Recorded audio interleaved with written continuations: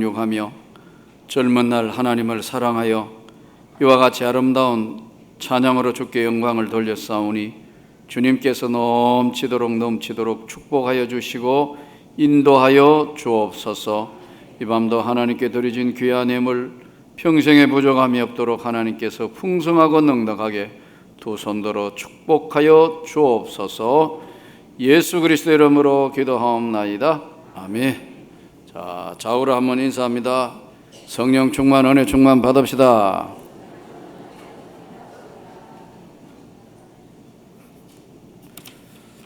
광고하겠습니다. 내일 목요일 노예전도 원래인데 온사랑교회에서 있습니다. 교회 출발은 11시 50분입니다. 예전도 회원님들 늦지 않도록 잘 준비해 주시기 바랍니다. 저도 오늘 노예, 임시노예, 임원회, 임시노예, 또 규칙 개정위원회 정신이 없어서요. 하루 종일 이제 또 오늘 수요예배, 오늘 하루는 어떻게 지나갔는지 그런 가운데 하루가 지냈습니다. 오늘 저녁에도 말씀을 통하여 성령 충만하기를 원합니다. 최근에 우리 사회는 사실 대학을 졸업해도 할 게 없는 그런 취업 문제가 사회적인 문제가 된 지 어제 오늘의 일도 아니고 아주 오래된 일입니다. 또 가만히 이 문제를 들여다보면 취업 문제와 생계 문제는 사회 진출 문제인데 우리나라만 그런 것이 아니고 미국을 위시해서 전 세계적인 문제가 된 것 같습니다.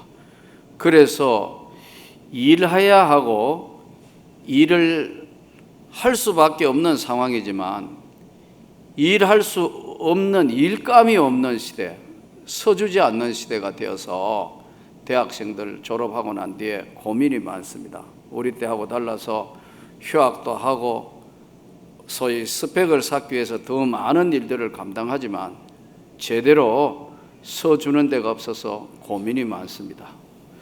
그런데 하나님의 일은 별 능력이 없는 우리에게 일감이 언제나 차고 넘칩니다. 아멘. 마음만 먹으면 주님의 일은 얼마든지 할 수 있다. 무슨 특별한 규정이 있는 것도 아니고 무엇이든지 할 수 있다. 교사로, 찬양대로, 또 구역으로, 기관으로 무엇이든지 새가족, 식당, 전도위원회 무엇이든지 다 할 수 있는 것이 하나님의 일이에요. 그러니까 이게 하나님의 일은 특징이에요. 안 하면 아무것도 할 게 없어요. 놀면 매일 놀아도 되는 게 하나님의 일이에요. 그러나 열심히 하면 할수록 끝이 없는 게 주님의 일입니다. 저는 여러분들이 정말 하나님 앞에 세상에도 쓰임 받기를 원합니다. 네, 하나님 앞에도 귀하게 쓰임 받기를 원합니다. 하나님의 일꾼은 4가지 기준이 있는데 그 기준의 첫 번째가 순종의 기준입니다. 내가 능력이 있든 부족하든 10달란트 받았든 5달란트 받았든 1달란트 받았든 아무 상관이 없어서 맡은 자에게 구할 것은 뭐죠? 충성이다. 순종한다는 거죠. 이게 첫 번째 순종이에요. 두 번째는 하나님의 일은 내 힘으로 하는 게 아니고 내 능력으로 하는 것이 아니고 하나님의 성령을 힘입어 하는 것입니다. 아멘. 내가 하기가 힘들고 내가 내 일이라 생각하니까 짜증나고자 하나님의 일이기 때문에 무조건 순종하는데 하나님의 일꾼은 기본이 순종이 기본이고 사람의 힘이 아닌 하나님의 능력의 힘을 입어서 하는 것이다. 그리고 세 번째 하나님의 일꾼의 기준의 내용은 세속적 일을 위해서 하는 것이 아니고 하나님의 영광을 위해서 하는 것이다. 아멘입니까? 세속적인 어떤 목적을 위해서 하는 것이 아니고 하나님의 영광을 위하여 하는 것이다. 네 번째는 맡은 자에게 구할 것은 충성이라 했습니다. 순종, 성령의 능력, 그리고 세속을 위해서 하는 것이 하나님의 영광을 위해서 하고 맡은 자에게 구할 것은 충성이다. 자, 오늘 이 잠언서 2장을 우리가 수요예배 때마다 이제 잠언서를 이제 1장을 지난 수요일 했고 2장 오늘 강해를 하면서 1절부터 6절까지 내용은 지혜를 구해라. 이 세상에 그 어떤 것도 중요하지만 너가 세상 살면서 가장 소중한 지혜를 구해라. 지혜는 하나님이 위로부터 주시는 모든 것을 우리는 은혜라 합니다. 하나님이 하늘의 위로부터 주시는 모든 것을 지혜라 그래요. 은혜라. 그러니까 여기서 이야기하는 것은 세속적인 지식이나 지혜가 아닌 위로부터 주시는 하나님의 은혜의 지혜를 이야기하는 겁니다. 여기서 우리는 1절부터 6절까지는 하나님의 지혜를 너가 사모하고 구해라. 지혜도 하나님의 사모하고 하나님의 은혜를 사모하고 구하기를 원하는 사람에게 지혜를 주신다는 거예요.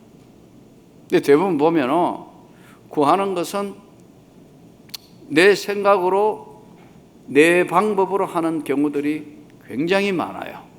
근데 어떻게 구해야 하는가? 감추인 보배같이 찾고 내 귀를 기회에 기울이며 내 마음을 명철에 두며 지식을 불러 구하며 은을 구하는 같이 구하고 감추인 보배를 찾는 것 같이 찾으며 이렇게 이야기했어요. 말씀했어요. 자, 어떻게 구해야 되느냐? 보물 찾기. 우리 아주 쉽게 이야기하면 이 말씀을 강의하면서 1절에서 6절까지는 지혜를 어떻게 하느냐? 자, 한번 따라합시다. 보물 찾기. 여러분 보물 찾기 해보셨죠? 초등학교, 중학교, 고등학교 뭐 보물 찾기 한대. 이 말씀 전에는 저는 보물 찾는 데는 100초 넘은 것 같아요. 전 지금까지 보물을 서평 가서부터 보물 찾기 해가지고 찾은 게 거의 기억이 없어요. 하도 못 찾으니까 옆에 사람 애가 찾아가지고 하나 주는데 그 번호 가지고 찾으러 가니까 다른 사람 다 찾아가고 꽝 돼 버렸어요. 보물 찾는 데는 굉장히 은사가 없는 것 같아요. 근데 딱 한 번 있었어요. 예. 그것도 목사님들끼리 가가지고 이렇게 하는데 하도 못 찾아가고 나는 못 찾아 하고 발로 돌을 하나 찾는데 돌 밑에 뭐가 있더라고. 그래가지고 그거 해가지고 하나 탔는 게 그게 전부 다예요. 근데 여기 하나님의 지혜를 어떻게 구해야 되느냐? 이 성경이 말하는 지혜는 뭐냐면 예수 그리스도입니다. 아멘. 이 지혜는 딴 게 아니에요. 이 지혜를 의인화 작업이라 하는데 이게 성경에 소위 의인화했는데 지혜가 예수 그리스도가 지혜예요. 너가 예수 그리스도를 구하는데 감추인 보물 찾기 하는 것 같이 찾도록 노력해라. 1절에서 6절에는 그럼 어떻게 구체적으로 8개 동사를 사용했어요? 지혜를 찾는데 첫째, 받으며 지혜를 너가 받으며, 두 번째, 간직하며, 세 번째, 기울이며, 네 번째, 두며, 다섯 번째, 불러, 여섯 번째, 소리 높이며, 일곱 번째, 구하며, 여덟 번째, 찾으며. 이렇게 8가지 동사로 받으며, 간직하며, 기울이며, 두며, 불러, 소리 높여, 구하며, 찾으며. 한마디로 이게 무슨 말이죠? 이 한마디로 구체적으로 8개 동사를 사용했는데 지혜를 어떻게 하라는 거예요? 너가 지혜를 세상에 가장 소중한 것인 줄 알고 작심하고 정말 네 마음을 다하고 뜻을 다해서 주 너의 하나님을 사랑하라는 이 말씀하고 신약에 넘어온 말씀하고 똑같은 말씀. 너가 세상을 이기는 지혜 예수 그리스도를 네가 마음속 깊은 곳으로부터 너가 찾고 또 찾아라. 내가 찾고 찾으면 나를 만나게 될 것이다. 대부분 보면 지혜를 구하는 거, 은혜를 구하는 데는요, 돈을 구하는 것보다 훨씬 약합니다. 여러분, 우리는 오늘 하루도 세상에 살아야 되기 때문에 먹고 살기 위해서 세상에 열심히 일하다가 왔습니다. 맞죠? 열심히 일하다가 옵니다. 내 일에 지금 내 이 생업이 달렸다 하면 다른 건 다 뒤로 하고 열심히 목숨 걸듯이 한다 이거예요. 그러나 너가 정말 너 마음의 중심에 하나님의 은혜, 예수 그리스도 그 지혜를 내가 이 세상에 가장 귀한 것으로 알고 내가 진심으로 구하느냐는 거예요. 아니거든요. 예. 돈, 빵, 직장 가장 소중하다고 생각하는 거, 이런 걸 때는요, 예수님은 뒤로 가고 없어요. 2등이에요. 우리 삶 자체가 그래요. 그런데 오늘 성경은 먼저 그의 나라와 그의 의를 구하라는 것을 8개의 동사로 구약 잠언은 정리해서 받으며 간직하며 기울이며 너의 마음을 기울이고 네가 마음에 간직하고 네가 그 은혜를 받으며 두며 불러 소리 높여 구하며 찾아라. 오늘 하나님의 놀라운 은혜를 세상에 가장 소중한 것인 줄 알고 예수 그리스도를 저와 여러분이 찾고 또 찾는 보물 찾게 하는 것과 같은 그런 심정으로 주님을 구하고 찾을 수 있기를 바랍니다. 그러면 왜 하나님의 지혜가 필요한가? 이 지혜는 예수 그리스도로 요약해서 말씀드릴 수 있다고 그랬죠. 왜 하나님의 지혜가 필요한가? 지혜가 필요한 이유를 설명하는데, 첫째, 죄악으로부터 방어하기 위해서, 세상 죄악으로부터 방어하기 위해서. 이 세상에 그 어떤 것도 여러분 진정으로 하나님의 은혜를 받지 않을 때는 기준이 예수 그리스도 하나님의 은혜가 기준이 아니고요, 내가 기준이 되는 경우가 90%입니다. 그렇지 않다 하지만 정말 하나님의 은혜를 받기 전에는 기준이 주님이 기준이 아니고 내가 기준이 될 수 있어요. 그래서 하나님의 은혜, 하나님의 지혜가 왜 필요하냐면 죄악 세상으로부터, 죄로부터 방어하기 위해서, 죄에서 자유를 얻게 하면 보혈의 능력, 그거밖에는 없어요. 안 그러면 또 튀어나오고 또 튀어나오고 또 튀어나와요. 교만이 뭐냐면요, 짠디하고 똑같아요. 깎지요? 싹 깎았어요. 나는 이제 다 회개하고 없어졌다. 어느 날 보면 마음의 짠디가 또 자랐어요. 이 교만이 또 자라요. 또 잘라요. 이 잔디는 관리 안 하면 조금만 있으면요 수풀을 이루어요. 예, 똑같다 이거예요. 죄악의 씨와 죄악의 것들이요, 농사를 짓는 사람 제일 쉽게 하는데 벼농사를 지어보면 뭐가 제일 잘 옆에 자라죠? 완전히 피는 뽑고 안 뽑고 뽑아도 피는 계속 자란다니까. 자라야 될 나라 곡식은 잘 안 자라고 옆에 피는 막 그냥 계속 자라. 안 뽑아주면 완전히 여러분 농사 버리는 거예요. 예. 이와 같이 죄악의 씨앗인 교만, 이것, 또 교만으로부터 시작된 탐욕, 엄난, 시기, 질투, 분노, 이것들이요 언제나 죄악의 씨앗들은 금세 두면 금세 자라가지고 수풀을 이루어요. 그래서 하나님의 지혜, 은혜가 왜 필요하냐 하면은 죄악 세상으로부터 방어하기 위해서. 두 번째, 악한 사탄으로부터의 보호받기 위해서. 악한 사탄은 공격을 합니다. 마태복음 4장에 보면 예수님에게도 공격하죠. 눈에 안 보이는 이 악한 영들은 우리를 미혹하고 우리에게 공격을 하는데 멍하게 있으면 당해요. 멍하게 있으면 당한다니까요.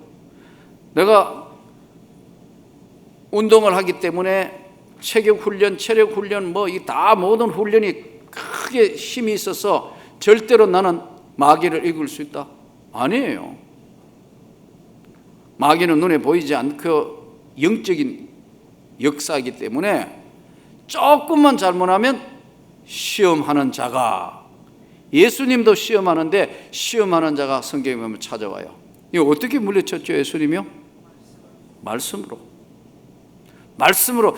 다른 방법이 없어요. 그래서 죄악으로부터 방어하고 악한 사단의 공격으로부터 의의 흉배를 붙이고 믿음의 방패와 말씀의 금을 가져야 된다니까요.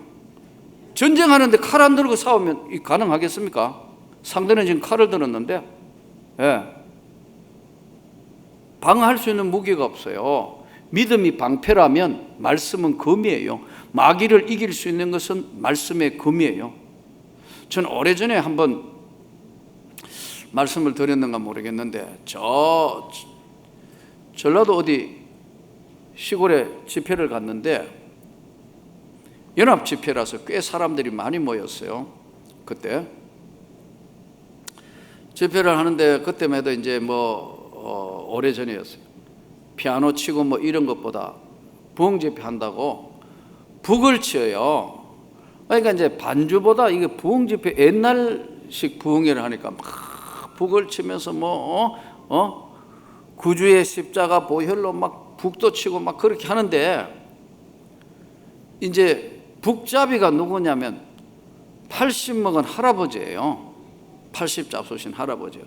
옛날에 은혜를 받으셔서 참 충만했던 분인데 80인데 70세 조금 넘어서 앞을 못 보는 맹인이 된 분이에요. 할아버지가요. 막 이제 찬송 부르면 이제 북을 치시고 그래요. 이제 첫째 날 집회를 했고, 둘째 날, 셋째 날 저녁으로 기억하는데, 이제 하는데, 이 연합 집회였으니까 사람들이 꽤 많이 모였는데, 중간에 집회하는데 난리가 났어요. 이 집회 중에. 왜 집회 중에 난리가 나느냐 하면, 여자분 한 분이 이렇게 앉아있다, 같이 집회하고 이렇게 앉아있다가 여자분이 없어져 버린 거예요. 사람이 빡빡하게 이제 모여가 하는데 의자에 앉아있는 여자분이 한 분이 없어져 버렸어요. 어떻게 없어졌느냐? 스르시 쓰러져 가지고 여기서 이렇게 스르시 쓰러지면서, 교회당 크기는 우리처럼 옆으로가 아니고 길다란 교회예요. 그런데 중간쯤에 있는 여자분이 앉아있다가 없어져 버렸다니까. 그럼 밖으로 나가가 없어진 게 아니고, 이분이 썰 쓰러지면서 어디로 가버렸느냐? 의자 밑으로 들어가 본 거예요. 그러니까 사람이 많으니까 이제 끼가 있다가 이렇게 했는데, 옆에 사람도 막 은혜 받고 찬양하고 주여 하니까 밑으로 들어가 버린지도 몰란 거예요. 그런데 한참 있다가 주의 보혈 하다가 발버둥이 물크덩한 거 아니에요, 밑에가. 예.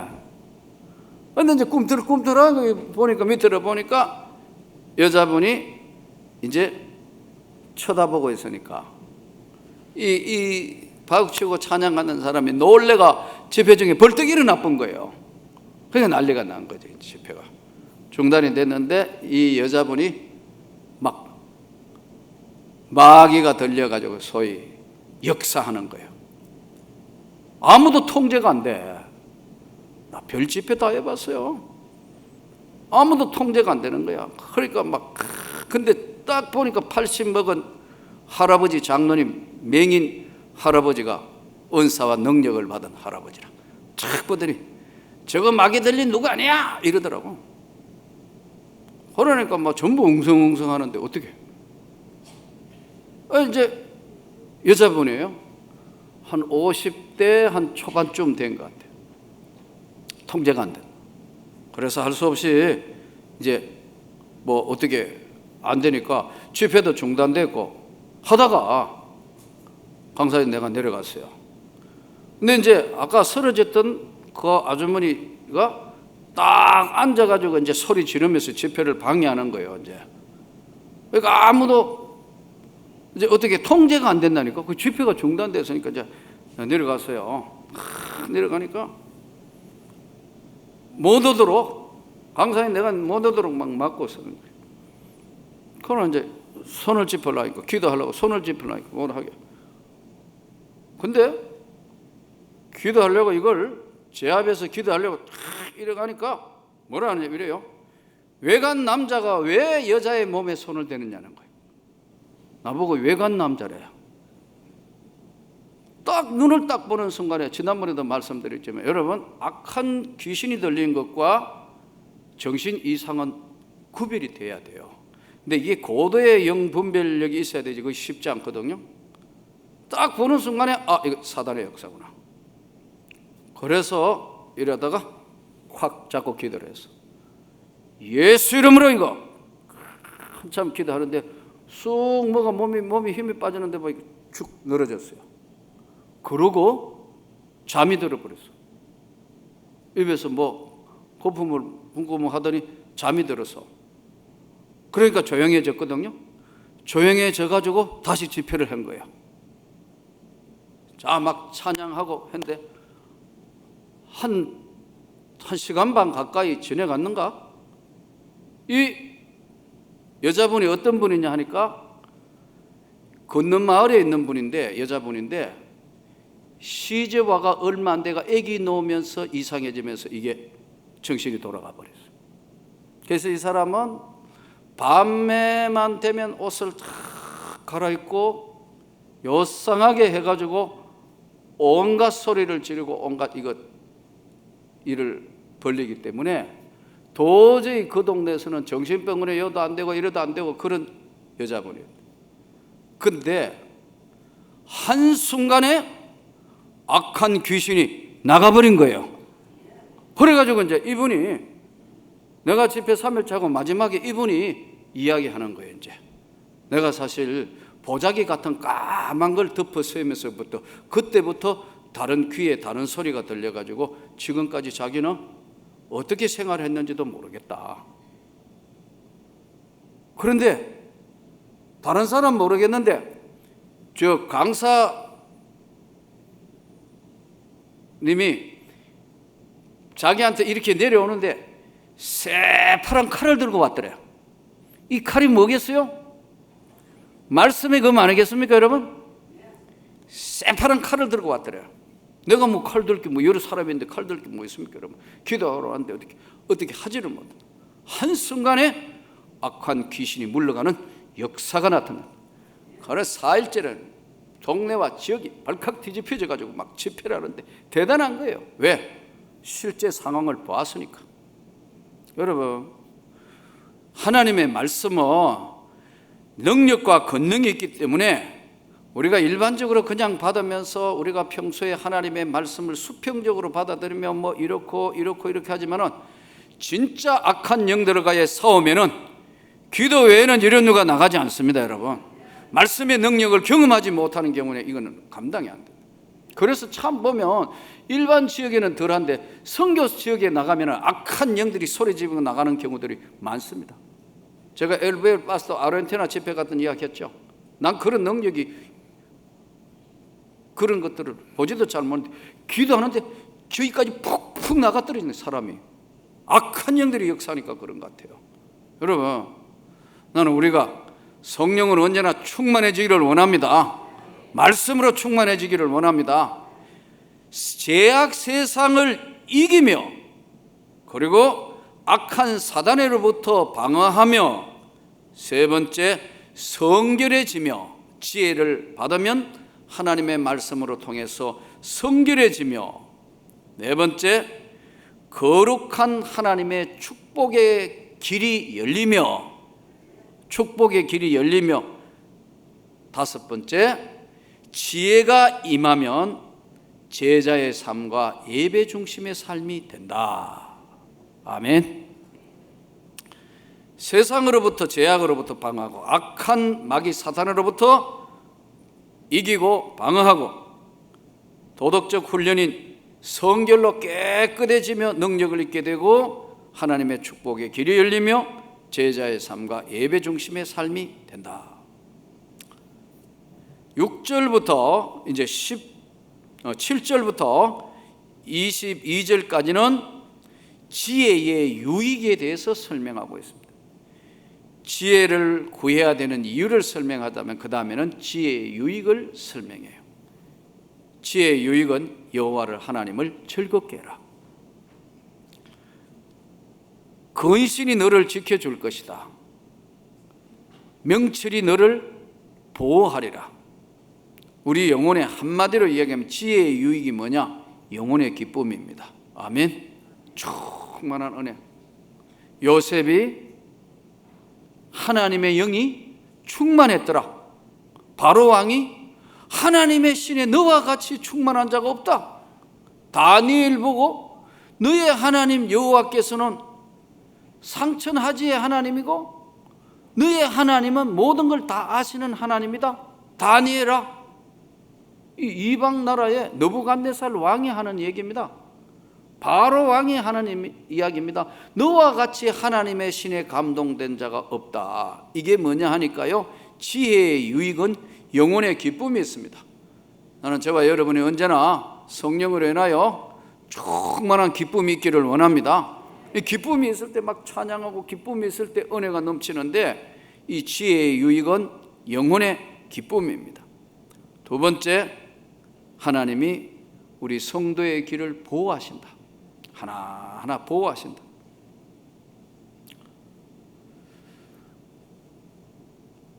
사람들은 대부분 보면 싸우면 꼭 이겨야 하는 것으로 착각하는데 이겨봤자 손해보는 것. 어떤 분이 글을 썼는데 이겨봤자 손해보는 것이 여러 가지 있는데 그중에 이분은 딱 두 가지만 소개했어요. 우리가 뭘 싸우면 어떻게 돼요? 이기는 게 맞죠? 지는 게 맞습니까? 이기는 게 맞습니까? 이겨보았자 손해보는 것이 첫째 뭐냐 하면 아내하고 싸워가 이기면 손해본다. 왜? 아내가 집을 지옥으로 만들어보기 때문에. 아내한테 이겨버리면 아내가 온 집안을 지옥으로 만들어본다. 분위기 살벌하게 만들어보기 때문에 아멘이라고요? 이겨놓고도 별로 도움 안 되는 싸움이다. 이거는. 두 번째 보니까 자식하고 싸워가 이기면 이겨봤자 손해본다. 왜 그러냐 하니까 자식한테 이기면 자식이 빗나가 곁길로 가든지 아니면 기가 죽는 아이 되든지 둘 중에 하나이기 때문에 이겨봤자 손해보는 거다. 어떤 분이 이겨봤자 손해보는 것 썼는데 공감이 가요. 여러분, 우리가 세상 살며 가는 길에는 힘듦도 외로움도 고통도 있습니다. 잘 지혜로 이겨나갈 수 있기를 바랍니다. 조선일보에 옛날에 밥통 농담이라는 걸 소개해놨어요. 보니까 거기에 보니까 우리나라 정치 지도자에 대해서 쭉 비판을 해놨어요. 이승만 대통령은 무쇠 밥솥을 마련했고 겨우 피죽만 먹고 살았는데 박정희 대통령이 거기에 밥을 했고 전두환 대통령이 밥을 먹었고 노태우 대통령은 누룽지까지 다 끌고 먹었고 김영삼 대통령은 IMF 만나가지고 밥솥까지 잊어버렸고 김대중 대통령은 새로 전기 밥솥을 마련했는데 노무현 대통령은 코드를 잘못 꼽아가 다 타버렸다. 정치를 비유해가지고 쭉 설명을 했어요. 그 뒤에는 이제 이명박 씨하고 박근혜 대통령은 아직 평가를 안 해놨는데 여러분, 지혜라는 것이 참 필요해요.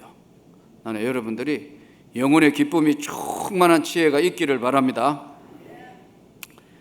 지혜는 다음 몇 가지의 이제 결론적인 설명을 합니다. 지혜는 분별력을 가지게 한다. 세상 살면서 가만히 돌아보니까요, 분별력이 참 중요해요. 오늘 또 노예하면서 이제 아무래도 노예 인도해야 되니까 뭐 하는데 나는 늘 그래요. 이거 노예 계속 있다가 여기 오니까 강대상에 서면 또 노예하는 것 같다가 잘못하면 가하면 예하셔야 할 뻔할. 이 회의하다가 설교하면 헷갈려 이게. 근데 여러분 이게 상충돼 가지고 둘이 막 다투면 이거 참 지혜가 없으면요 항상 시끄러워요. 이 지혜롭게 이거 교통 정리한다는 게 쉽지 않아요. 예, 정말 쉽지 않아요. 그러면 조금 전에 말씀드렸지만 이 지혜가 어디서 오는 것이냐 하면 하나님으로부터 오시는 것이 지혜라 그랬잖아요. 자, 그러면 이 지혜의 유익 중에 하나가 영혼의 기쁨이라면 영혼의 기쁨을 붙들고 있는 것이 뭐냐면 분별력이에요. 이럴 때 이 말을 해야 되냐? 이럴 때 나는 어떻게 해야 되느냐? 참 곤란할 때나 아주 어려울 때가 있어요. 이럴 때마다 우리는 예수님이라면 어떻게 했을까? 이럴 때 우리 주님이라면 이런 경우에는 어떻게 했을까? 하고 항상 되돌아보고 생각할 수 있도록 하나님 앞에 지혜를 구할 때만 분별력을 주세요. 어둠의 영들이 공격하고 있고 우리의 삶 자체가 기쁜 일보다는 항상 어렵고 힘든 일이 더 우리에게 많이 다가오기 때문에 분별력을 가질 수 있도록 하나님의 정말 풍성한 지혜를 구해야 할 줄을 믿습니다.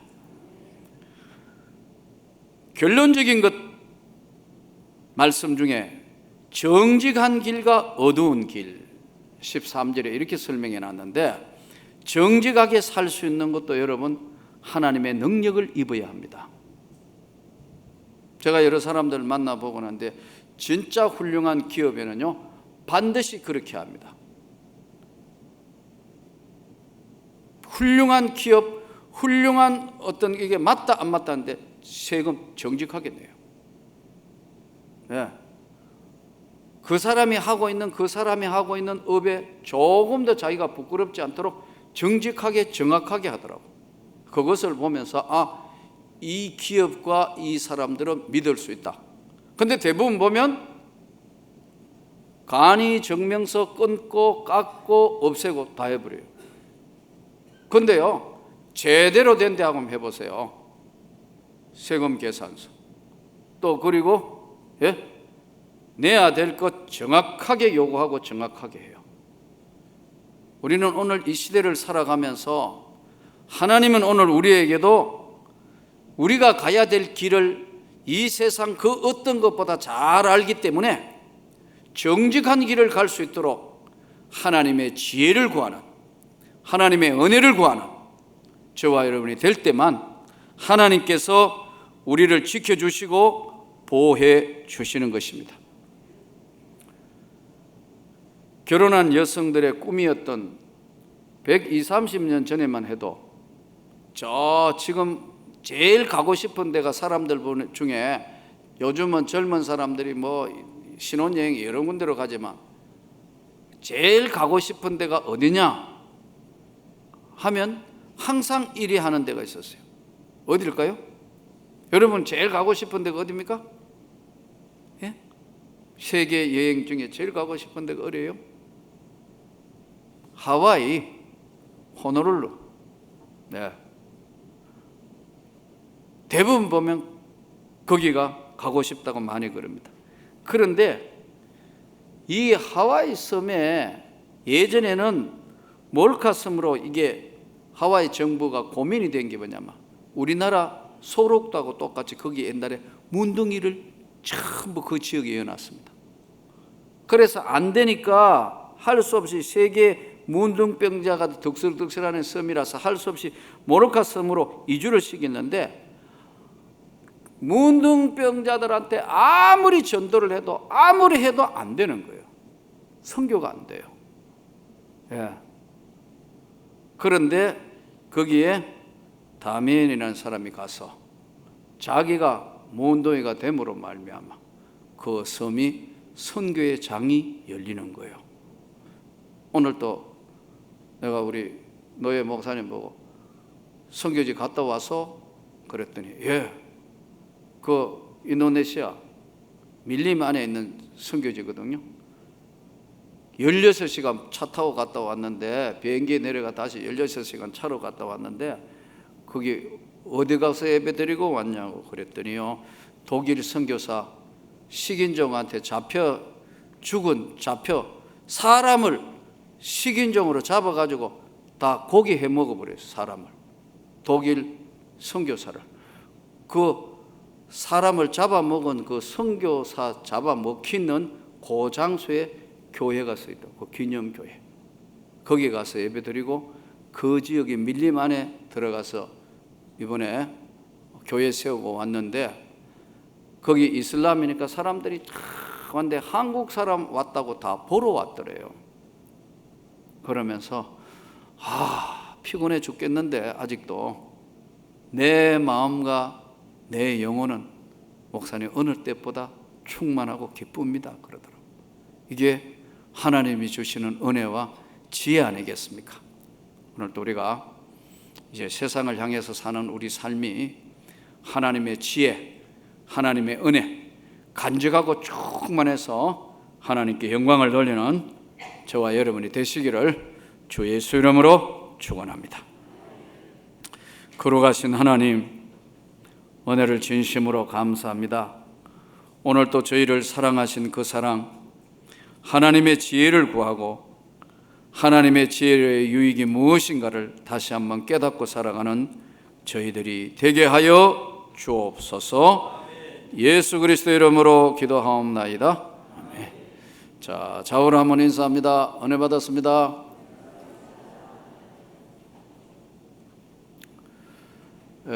광고하겠습니다. 예배 마친 후에 우리 소송대책위원들은 잠시 당회실로 모여주시라는 광고입니다.